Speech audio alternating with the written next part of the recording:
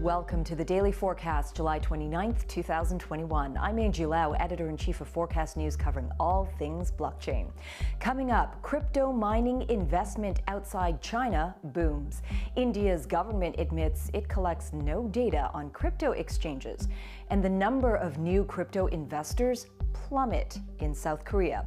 Let's get you up to speed from Asia to the world. First up, crypto mining investment outside China continues to boom.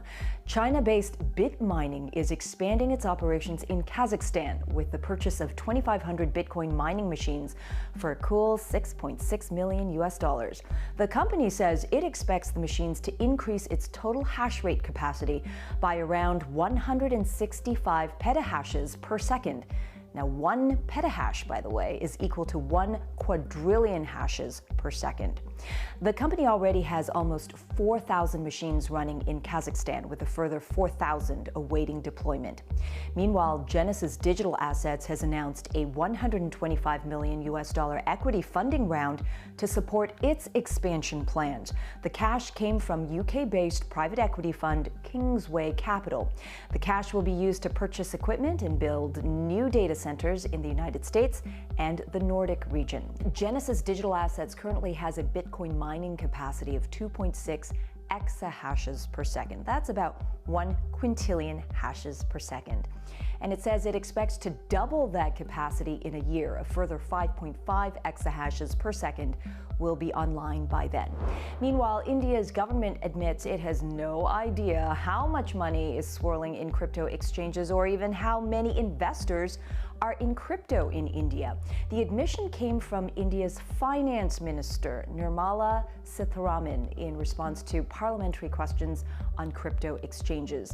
The minister was asked if the government has information on the number of crypto exchanges operating in the country and how many investors are using them. According to the Business Insider, Sitharaman's response was that no such data is collected by the government. Crypto exchange CoinDesk told Forecast News they're not surprised by the admission, but the government should sharpen its intel as it considers policy. I think right now the government is in the phase of understanding what is the best way to regulate.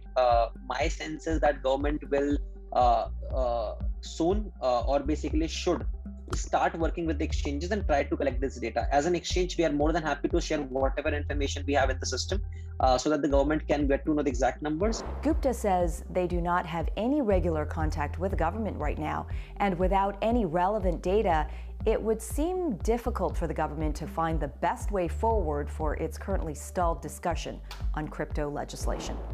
And onto the markets now. Bitcoin trading flat and hovering just under that psychologically important $40,000 mark. That's as of 4 p.m. local Hong Kong time today, at the end of a positive Asian trading day following the Fed's move to retain its accommodative monetary policy.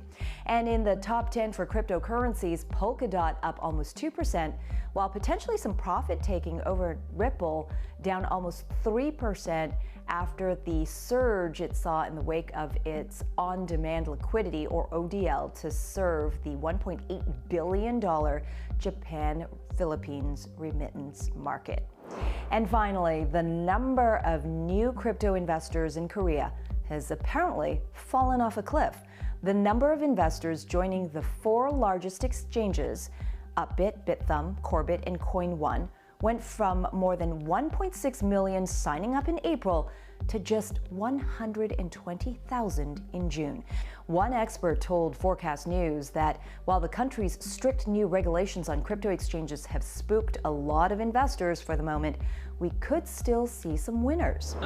이 살아남은 거래소들은 어떤 이제 굉장히 큰 수혜를 얻게 되겠죠.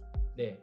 왜냐하면 이 디지털 자산 시장, 가상자산 시장 자체는 앞으로 계속 커질 거라고 시장에서 보고 있기 때문에 그 60여 개 거래소 먹던 파일을 한 4개, 5개 거래소 먹는 거니까요.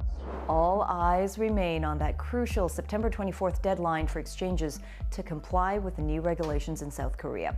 Consolidation by regulation, it seems, in Korea. And that's the Daily Forecast from our vantage point right here in Asia. For more, visit forecast.news. I'm Editor-in-Chief Angie Lau. Until the next time.